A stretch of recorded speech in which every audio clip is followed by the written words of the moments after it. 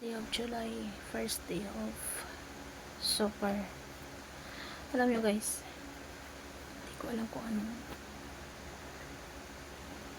gagawin ko na. Yung anak ko na naman, always. Alam nyo, yun yung gumising ako alas 7. Pag alas 6:30 at ako bumangon. Kasi kagabi naglaba yun. Tapos siya naglaba mga 10, magti 10 PM na. Tapos nahiga, di na kumain. Tumating yun mga bandang I think 7 or 8 ganun ng gabi.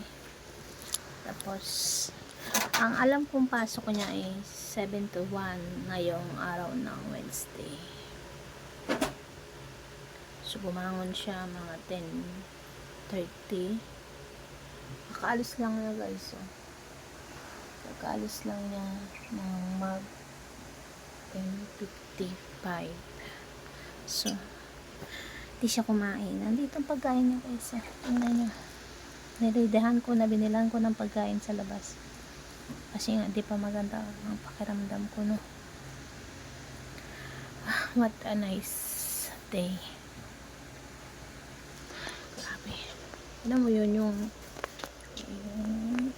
halo-halo yung isip mo.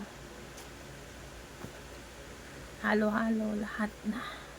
Hindi mo alam kung ano nangyayari,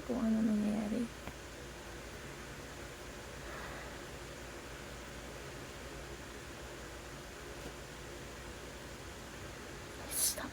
Ang hirap. Ang hirap mag-isip.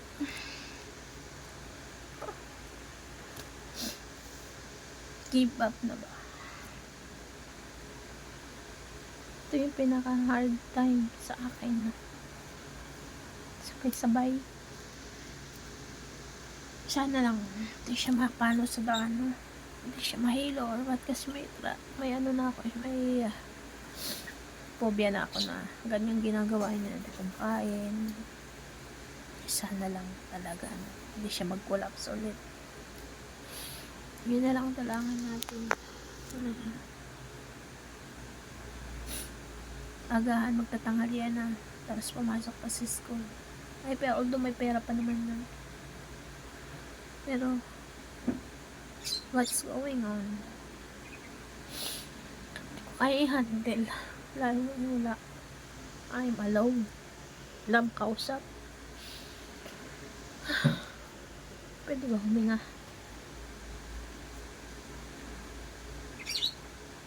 Kailangan mo siya, wala siya.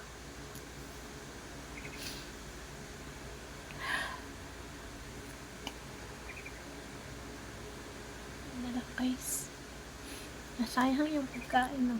Ready ng pagkain. Mother's love nga, di ba? Hindi mo matiis.